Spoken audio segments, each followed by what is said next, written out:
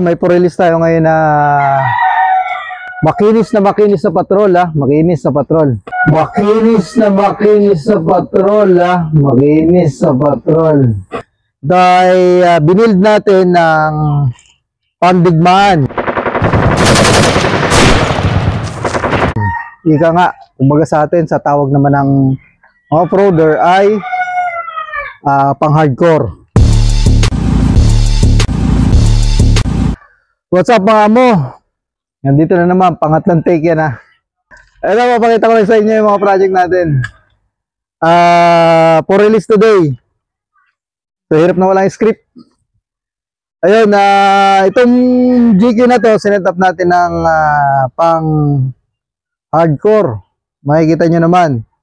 Wala nang halos arte-arte, tubo-tubo lang, pero laban na laban yan.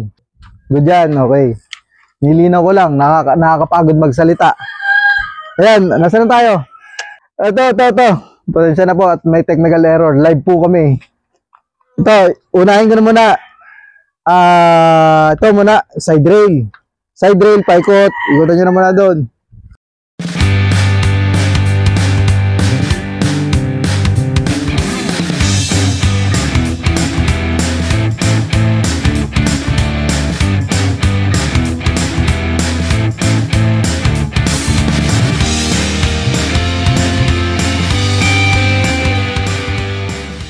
Siyempre, hardcore, walang winch.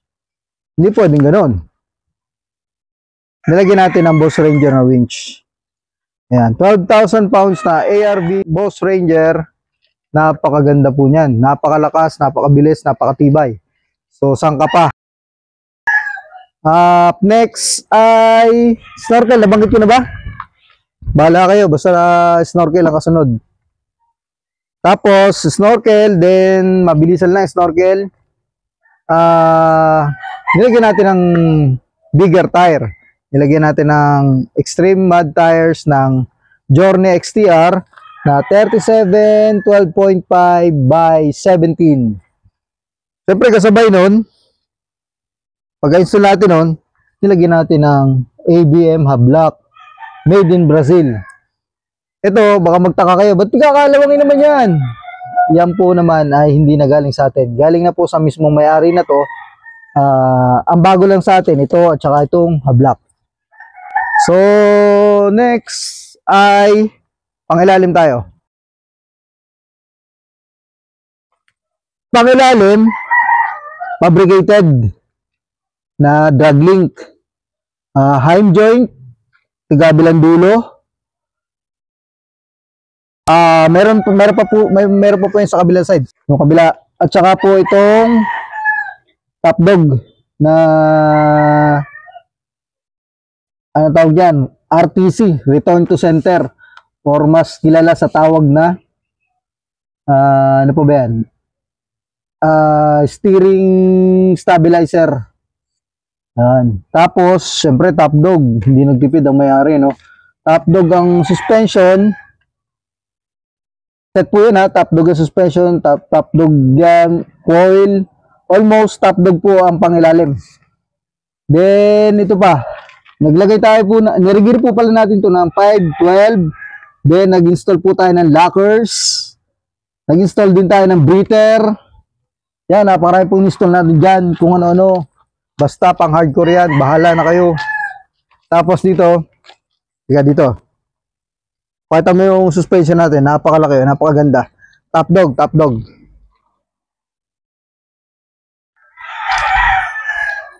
Yan, top dog din, ito pa pala oh. Top dog, saka Ironman na stabilizer link. Yan.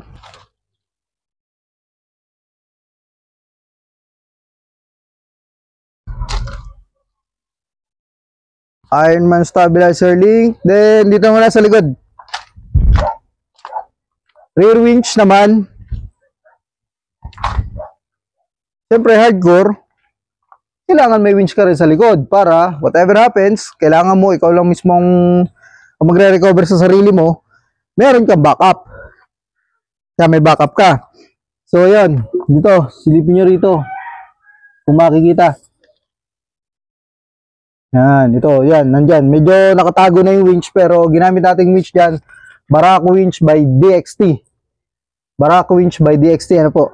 At saka yun, oh, yung top dog. Ano pa? Basta mga more on internal to, more on performance ang ginawa natin dito. At yung mga sidings nga pala nito, sira na. So, pinalitan din natin. Pinalitan din natin ng mga aluminum sidings to.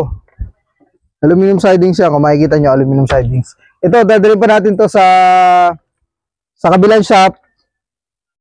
Sa kabilang shop natin para ano naman, i-repaint naman. I-repaint din upholstery sa loob.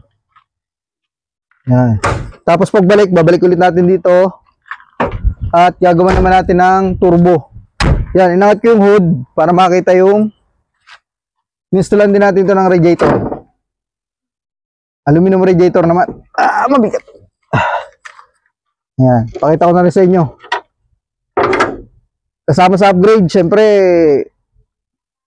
lahat ng fluid pinalitan natin. Yung radiator kasi nito medyo damaged na. Katandaan din naman sa sasakyan. So yan. Pinalitan na natin ang radiator. 3 rows na aluminum radiator, original. Then, ito yung lockers. Naghahanap, lockers, tapos, ano ba yan? Differential breather, no? Saan nakalagay, Mar? Bila. Differential breather. Bago kong makalimutan, ano pa bang install natin dyan? Nilagyan din pala natin to ng ultimate na racing clutch ng Forterrain. Hindi ko na lang mapapakita sa inyo, nasa loob kasi na ng transmission, so babanggitin ko na lang din. Yung mga install natin ay Forterrain na racing clutch ng Australian made yun po, Australian made yung Forterrain. So yun lang, ano pa ba? Wala naman ang special. Basta hindi makikita yung build, hindi makikita, kumbaga more on performance lang ang ginawa natin dito. Walang masyadong arte, walang masyadong kolorete kasi ito ay pang hardcore. So kasi kaya naman hindi na nilagyan ng kung ano, pang hardcore nga lang talaga para hindi rin masyadong mabigat, hindi rin masyadong bulky, kung ano-ano pang nakalagay at walang sumasabit, walang sinasabitan. Yun lang. Ito lang naman, sinare ko lang sa inyo yung ating for release today. At maraming salamat po sa patuloy na pagsuporta sa Winch Point Off-Road. At kung sa mga gustong magpa-build, nandito lang po kami sa Bermosa, Daanghari, Imus, Cavite. Likod lang po kami ng McDonald's. So, yung mga ginagawa po natin dito, more on 4x4. 4x4 kahit na basta pangaraniwang sasakyan, ginagawa rin po natin. Sila po mga amo at maraming salamat sa panonood. Hanggang sa muli, mabuhay!